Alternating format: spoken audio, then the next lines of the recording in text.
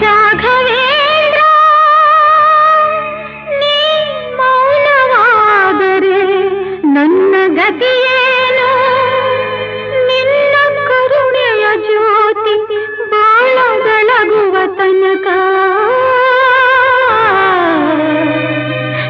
ಬಿಡೆನು ನಿನ್ನ ಪಾದ ಬಿಡೆನು ನಿನ್ನ ಪಾದ